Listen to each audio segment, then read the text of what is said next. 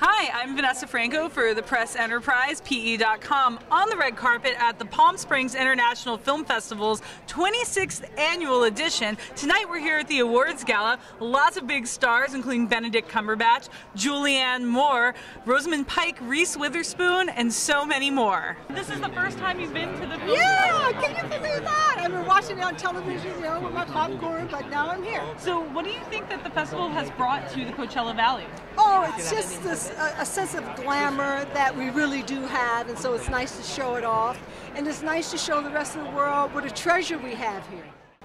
Some of the big stars who stopped by included Eddie Redmayne and Benedict Cumberbatch.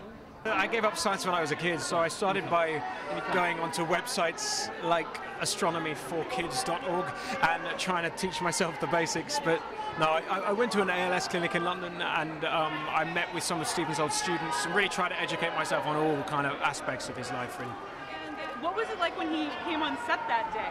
Terrifying. It was this amazing moment. We were shooting this big fireworks scene, and we only had 3 sets of fireworks, and so the stakes were quite high. We only had 3 takes to do it, and Stephen arrived, his famous silhouette flanked by his carers, and at that point the fireworks went off, and it was I describe it as like the great rock star entrance. It was a pretty amazing moment. How did you prepare to play a real person or a fictional character?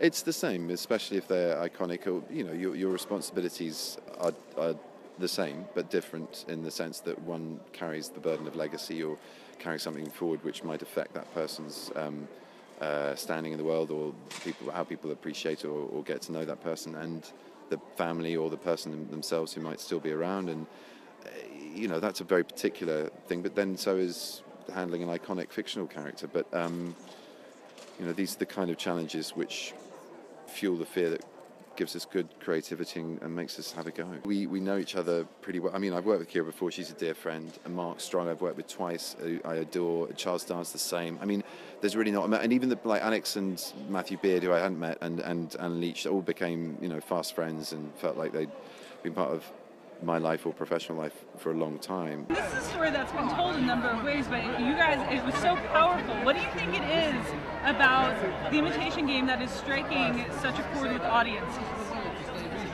I think a lot of people come away and say, I can't believe I didn't know this story, and I think that's a great, most of its power, a lot of its power comes from that, the fact that everyone feels so moved by it and feels angered by it, what happened to him, towards the end of his life, and that's such a powerful emotion and such a great thing to get when you leave a film, that you want to go home straight away and Google it and find out more. Whiplash, playing almost not such a nice teacher. Did you ever have a teacher like that when you were growing up? Fortunately, no. Maybe a football coach that was kind of borderline, but yeah, no, nothing like that. I think it's everything about Whiplash. I mean, it's such a brilliantly written film, and then it's so well realized by Damien as a director. And it's a film that obviously musicians and people who really know music and jazz in particular totally embrace. For more, visit PE.com for videos, photos, and stories from the event. For the Press Enterprise and PE.com, I'm Vanessa Franko.